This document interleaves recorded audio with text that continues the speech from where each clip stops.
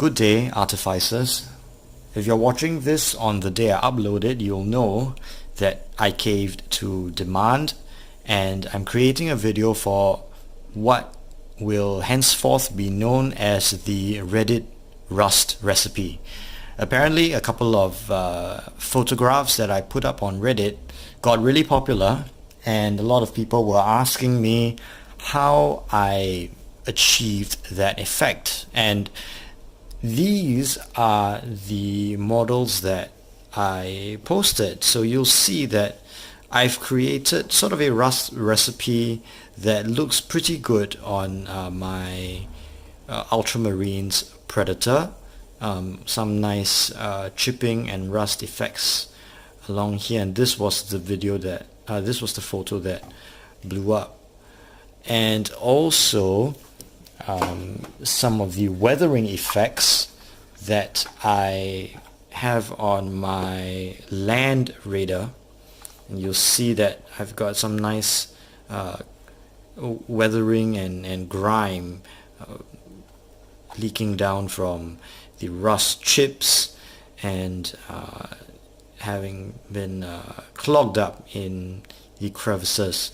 So what I'm about to do today is explain how I achieve those effects, and I will be using an unpainted, an uncorroded and unweathered Redemptor Dreadnought lower body for that. And you'll see that the front of his legs, his shin armor and knee armor have already been painted, and those are the sections that I will be weathering. You'll see a little bit of insight into the way I paint my miniatures as well. I don't paint it in its entirety. I actually paint them in sections. Everything's been base coated in Mechanicus Standard Grey, but aside from that, I actually take them on in different sections, and you'll see that I've already done the blue here and the Ulthuan Grey and the blue on the other leg. So on to the ingredients for this recipe. This recipe comes in two parts. The first part is creating the rust effects, and the rust effects are comprised mainly of typhus corrosion, and there are really good tutorials by actually Warhammer Games Workshop themselves on how to use typhus corrosion, and I would recommend that you watch that one as well after you've finished this video. Well, while it's comprised mainly of typhus corrosion, the main color is not Riser Rust. I've had very bad experiences with dry brush paints, dry paints from Citadel. Not to say that they're not good. It could be because I always use them in very bad conditions, but I never get very happy effects that you know, you tend to see in a lot of other painting tutorials. So my rust recipe is actually just a 1-1 mix of Mephiston Red and Flash Kids Yellow with 0 water. So I won't be using any water when I do the rust dry brush using these two colors. Then the chips of metal over the rusted portions will be spotted in Stormhost Silver, also without adding water, and then picked out just some key components in Molotov Liquid Chrome. I'll try to put links to where you can buy all this in the description below. Later on, I want to push this video out first since everybody's been asking me. And then the second part of this recipe is the grime and filth that are leaking off from the rivets and the rust spots. That's here. This is a technique that I learned from I believe his name is Mick Jimenez, and he makes an amazing line of products called Ammo Mick paints, and Ammo Mick is a really good set of acrylic paints, but on top of that they do have a set of enamel and oil paints as well. And I've basically been practicing with weathering my ultramarines using these two colors. So that's the Ammo MIG Oil Brusher White and the Oil Brusher Starship Filth. You can get these online. There's an online store. As long as you Google Ammo MIG, you'll be able to find these as well. And then finally, the odorless thinner. Now it does sound pretty daunting that you'll be using oil paints on top of acrylic paints and then putting a layer of thinner over that as well. But I assure you it's a very simple process. The thinner doesn't affect the acrylic paints underneath it at all. So and moreover, the oil brushes are as far as I go with enamel or oil-based paints, because these are really convenient. You can open them up and you'll see that it's got a lip on the inside that sort of cleans the brush as you come out, and it's almost like ladies' nail polish, where you use it and then when you're done you just keep it, and it's no mess at all. I don't have to worry about using a palette or such. So this is quite an amazing paint system that I want to introduce you to, and I want to tell you that was a very big part of the rust effects. So without further ado, what I'm going to do is clear my work area and start on this. So you'll see two main sections. One is a Ortho-1 grey section with a little bit of Nuln Oil wash, and the other is the blue sections. Now I do approach them slightly differently, simply because the typhus corrosion does show up very clearly and very effectively on Ortho-1 grey, so I won't have to use a lot, but the blue sections will need a little bit more. And for this, what you want to do is you excuse me, use a pretty fine brush, and I've got one that's sufficiently fine here that I can bring to a tip. That's what I'm going to use. And for reference's sake, I'm going to put this on screen as well, so that everyone can see how I build from this to that. So what we want to start with is typhus corrosion straight from the bottle, and you want to give it a good shake, because typhus corrosion actually contains an aggregate, like a grit inside it. So you want to give it a good shake and make sure that all that grit has left the bottom of the paint pot and it's well mixed, and there we have it. And what I can do is actually just pick it off the inside of the lid. I don't need too much of it, but you still want to soak your brush. And this is a little bit of just information about using typhus corrosion. It does mess up your brush over time, so you don't want to use too valuable of a brush for yourself. Okay, so what do we do here? We want to use a fine brush and just basically pack in corrosion inside the crevices, and you don't have to go all the way across. You can miss a few spots and then come back in right there. This is actually what I use to sort of cover up mistakes as well. If there are any spots where I painted wrongly, I just sort of go over that as well.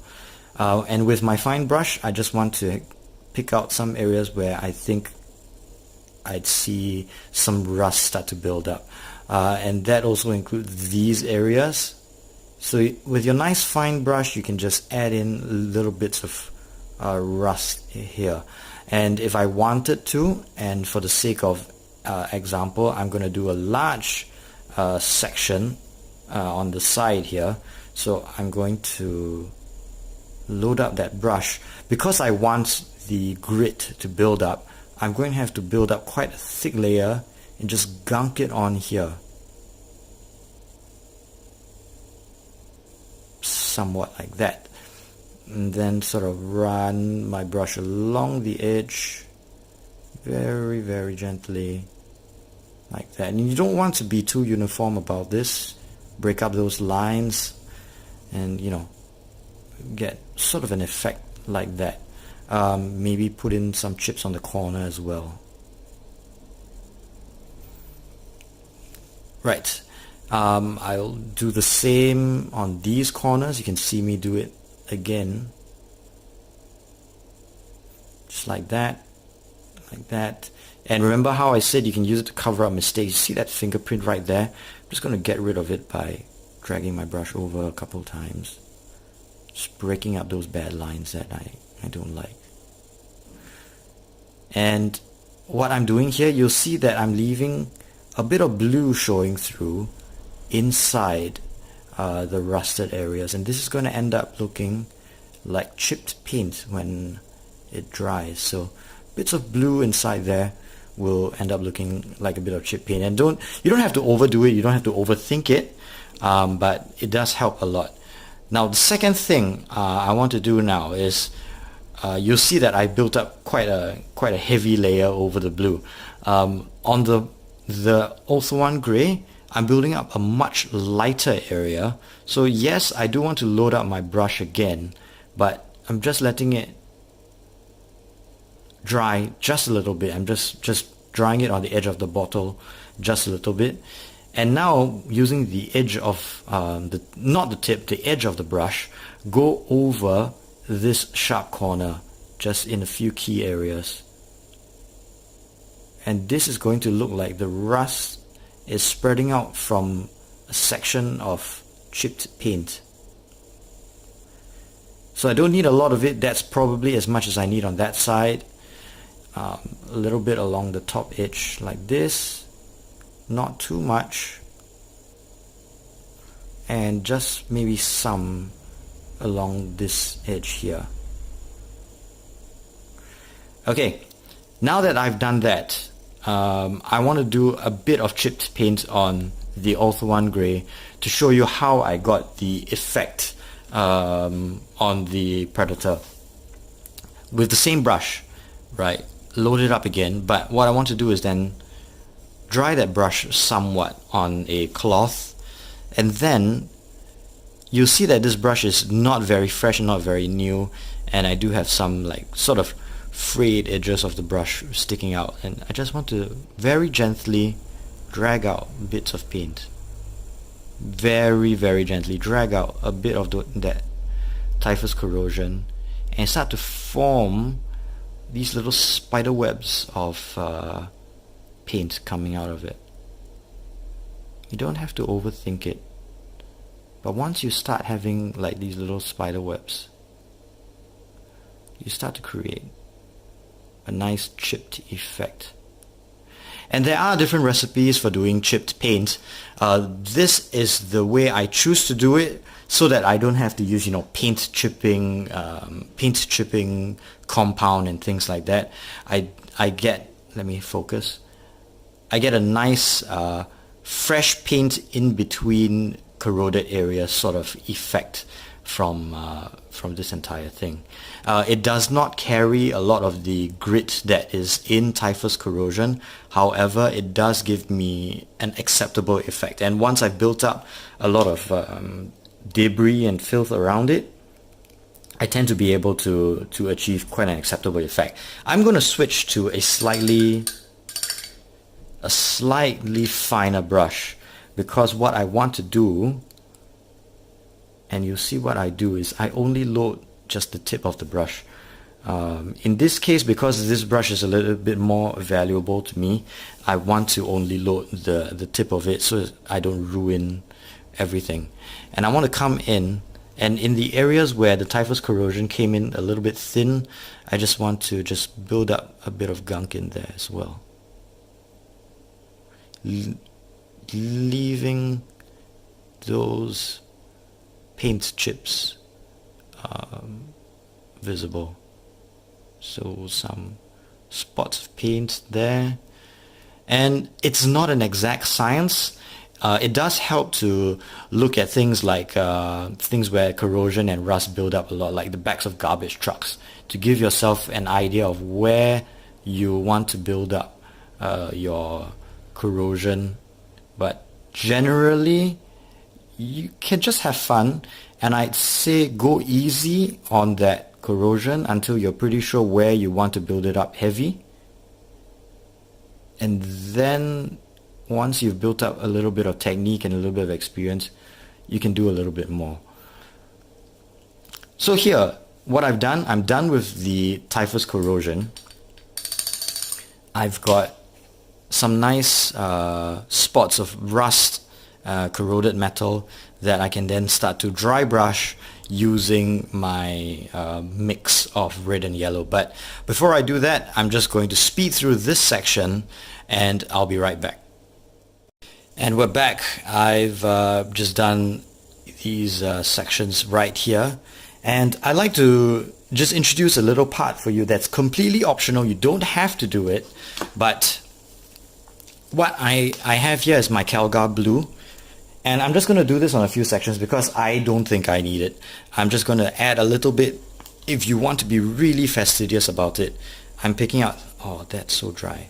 I'm picking out some Calgar blue, putting it on a wet palette to at least get some moisture back in that paint.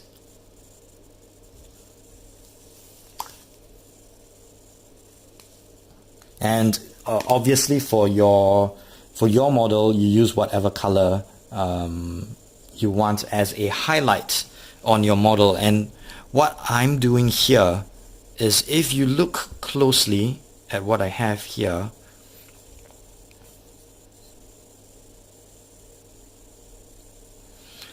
I've got a couple of sections where the paint chips are actually quite obvious, and what I want to do is do bits of highlight along the upper edge in Calgar blue as an indication that the paint is actually thick.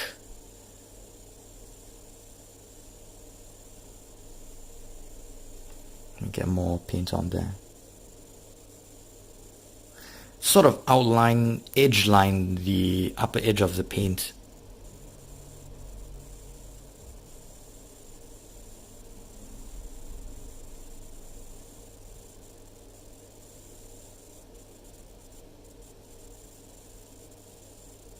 And this is going to give a little bit more dimension to your paint chips right there. So I can continue to do it just to give you an example.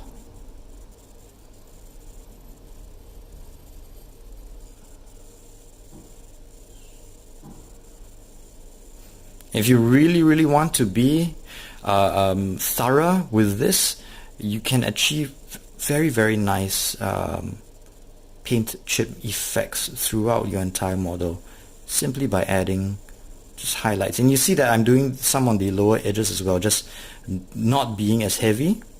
So what I want is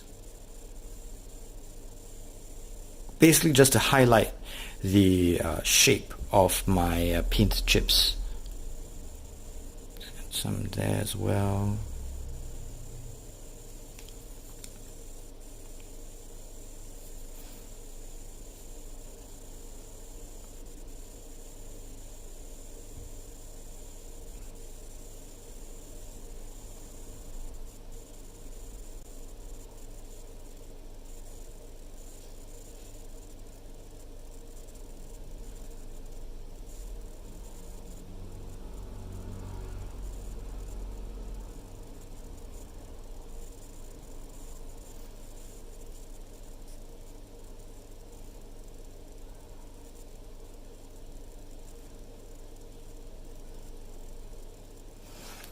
So that's the idea. You can do a lot more, but that's where I'm going to stop because what I'll be doing now is putting in some dust streaks with my oil brusher. So just give me a minute while I prepare. So we're done with the acrylics for now. We're going to move over to the oil brusher for a short while. This is not, again, another necessary step, but I find that having a lighter color does give a lot of a nice weathering effect. And unfortunately, I only have white. I would generally want to put down a sand color for this instead, but budget constraints and all that require me to improvise, and I'm using white, so I'll have to be a lot more sparing with this. And the way you use this is actually quite interesting and counterintuitive if you're very used to using acrylic paints. So what you want to do is give your oil brusher a good shake first. Then what you want to do is very gently pull out your oil brusher brush, and because in this case the paint comes out quite heavy, you'll want to blot this off on perhaps a paper towel or something. So I've got a cloth next to me. I want to blot this off so that the paint isn't so heavy on the tip of my oil brusher. And now what I want to do is just put down a few spots of paint, just along the upper edge, and be very, very frugal about this. Just a few spots right there. Let me try and lock my focus. And a little bit here. This is not going to matter much, but it will make a difference.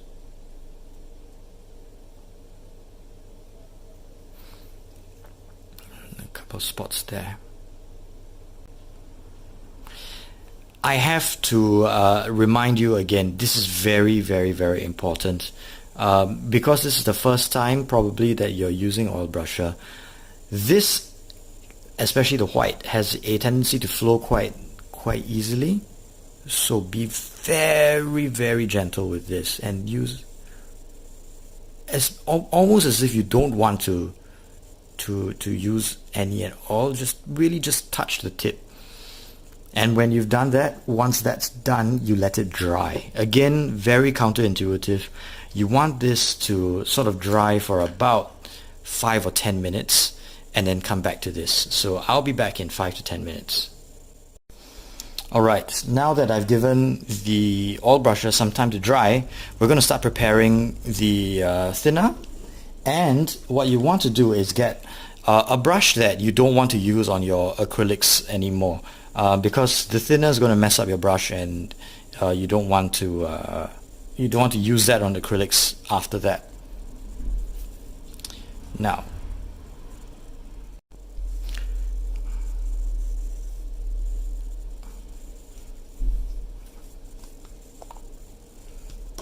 so I'm popping that pot open, and what you want to do is sort of soak your brush in the thinner, and then just clean it off on the edge.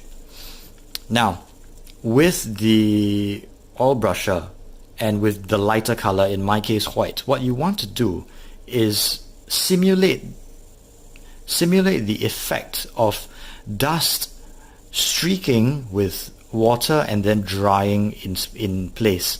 So what I want to do now is take my wet brush and just streak that downward. And you'll see that as I spread it out, it's a very, very subtle effect. And that's all you need. You don't want to overdo this. You can let some of that dust, in quotation marks, pool along the base of your paintwork as well.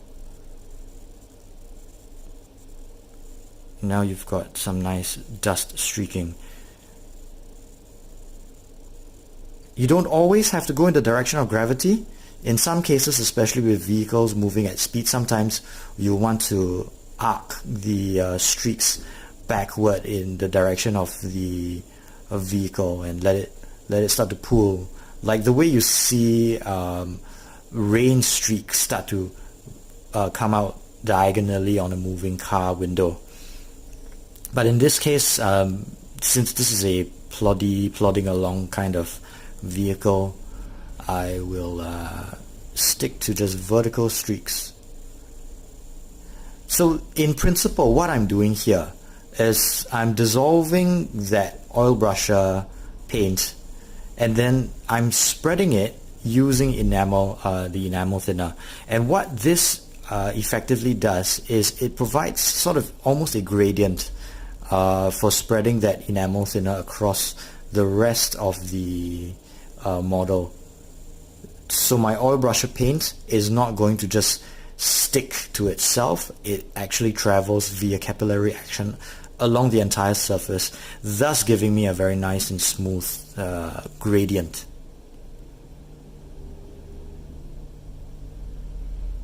And by paying attention now to the way it behaves, it's going to give you a good idea of how I intend to use the Starship Filth oil brusher across the rest of this model.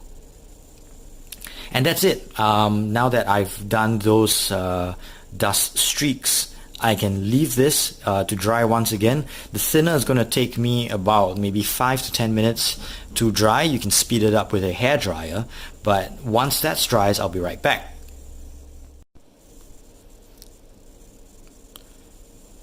Now with the first layer, my dust layer, nice and dry,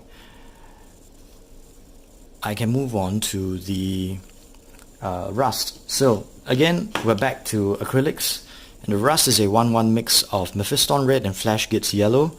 We mix them neat without adding any water, and I'll do that now.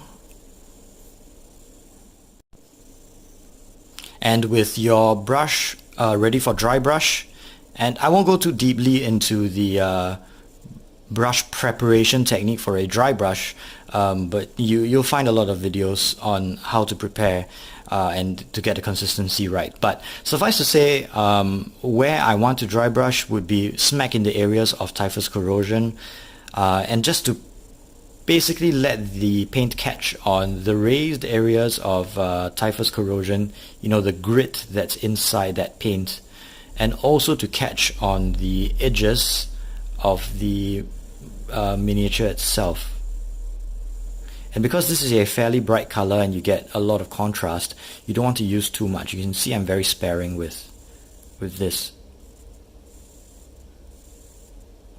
And depending on whether you're doing sort of a brand new miniature, in law, I mean, a brand new machine, or something that's been in battle for decades, you can sort of adjust the amount of rust you want on the miniature.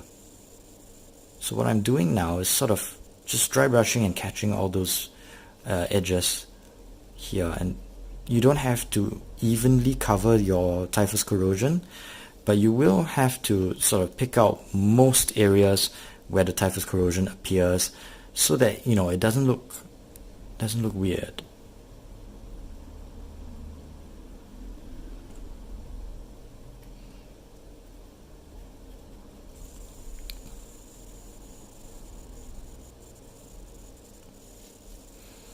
So you see that richness of the very, very bright red and yellow come through in this, and it gives far more dimension than using you know, good old riser rust. Not crapping on that technique, but this is something that I personally prefer. This is what got me the effect on the Predator in the background, so it's what I'm doing to show you.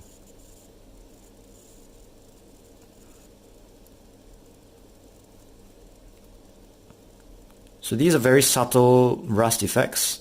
In my Predator and my Land Raider, the effects were a little bit more severe, so to speak, but I think I'm going to keep it subtle on this one, so that you sort of get an idea of what a slightly newer model,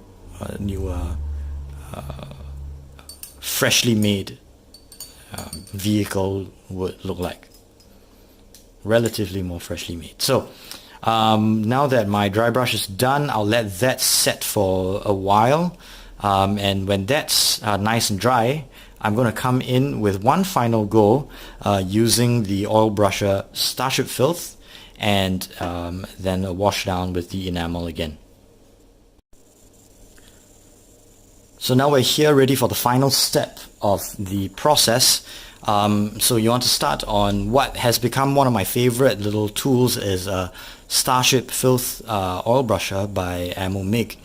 And what I want to do with this is, again, with the like the previous bottle, you want to give it a good shake first. Make sure that's nice and tight, and then shake it up. And then very gently pull out your brush.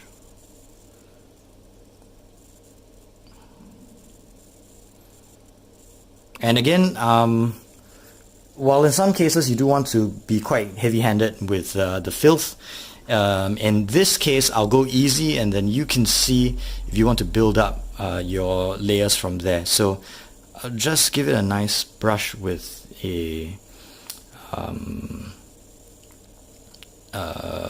rag, and then I want to put down a couple dots of that underneath the rivets of his knee, underneath that emblem, and smack on top of some of the rust spots.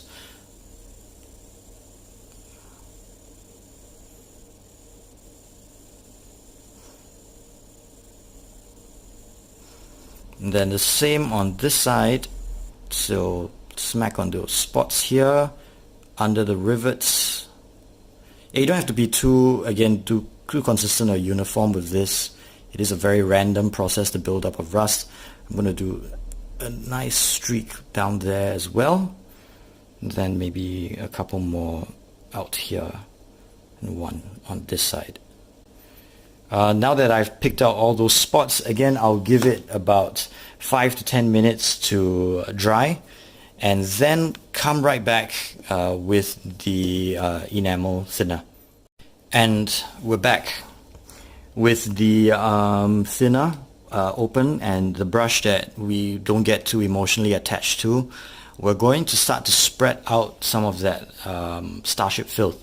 So what you want to do again is I'm going to start from the rivets and start doing those vertical streaks down and pull them out, and it's going to dirty up your white armor by a lot, so just mentally prepare yourself for that, because this isn't for everyone. And then down there, vertical streaks as well. Spread that out, and if you want to sort of clean up and tidy up your model a bit more, you can come down with the thinner and then just add that, and it's going to sort of clean the armor. I don't want it to be too clean. You'll see in the armor that I've created on my other machines, it's pretty dirty, so I'm going to keep it that way and sort of add some of that filth and grime from my brush elsewhere as well. And then now I want to do some of those vertical streaks here as well, right on top of where I added my Starship filth.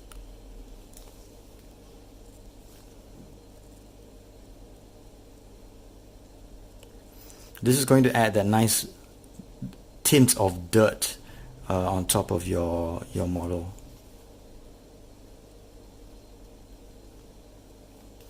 There we are, and some on this side as well. Be a little bit heavy-handed here. Do some of that grime leaking down, and again, like I said, you can then take a bit more of that enamel thinner and then spread it out here so it almost acts like a gradient.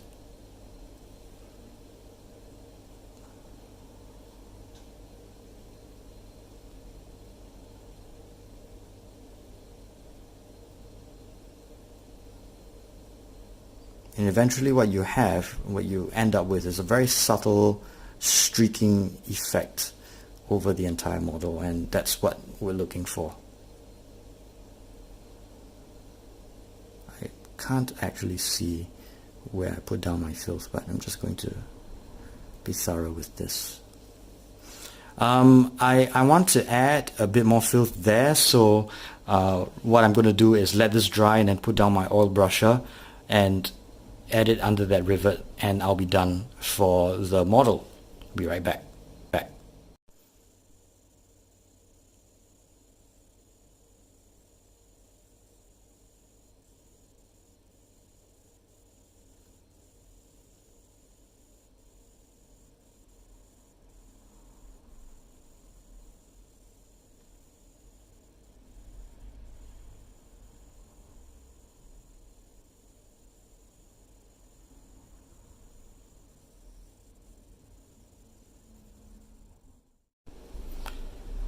And we're almost done. The final step is to then take my Stormhost Silver, do a light dry brush over some of the edges on the tips where I would have the most impact damage on the rust, to demonstrate how some of the rust has been knocked off and shown some of the metal underneath.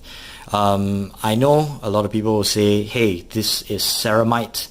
I don't care. I like the way this looks. I'm very sorry about shitting on the law, but that's what I'm doing. So, silver. Now, again, give it a good shake. And then with your Stormhost Silver, without mixing any water, I get my dry brush and just stroke that over very, very frugally over some sections. That's all I want. A little bit here. Right. Maybe some under there. Right on top of that rivet. Perhaps here. So you'll see I'm being very sparing with the Stormhost Silver. I don't want to overdo it because you don't actually have that much metal showing through when you chip off rust.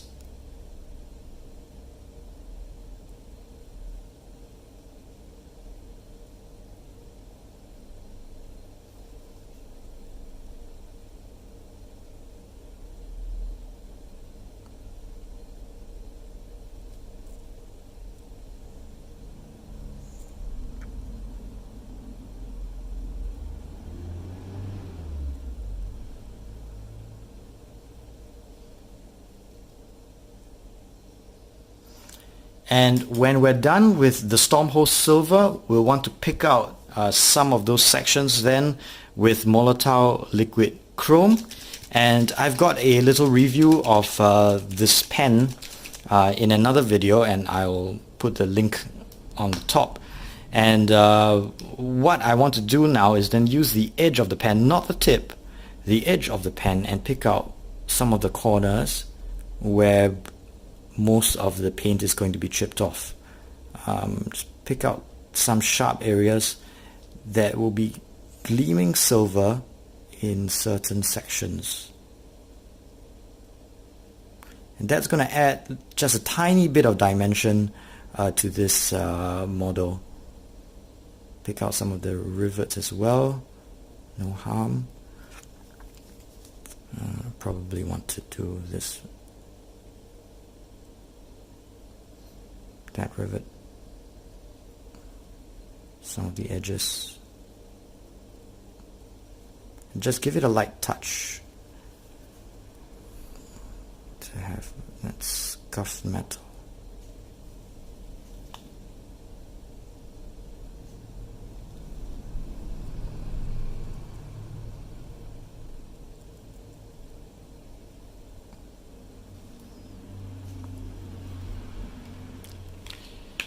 And with that, we're done. And this is my rust recipe that sort of got to trending on Reddit, and I think you'll be happy with this effect if you do it on your models. It does take a little bit of practice to understand the physics of the oil brusher, but once you do, you tend to have a lot of fun experimenting with this. You can then come in with other colors in oil brusher and do oil stains and scorch marks and things like that, and that's not something that I've been doing for my models, but that's something that I'll be exploring in the near future. And if all goes well, I'll be making a video with those pretty soon as well. Thank you all for watching, and please like and subscribe and support this channel. It means a lot to me. Please share it with people that you think will benefit from these videos. And as always, thank you, take care, and bye-bye.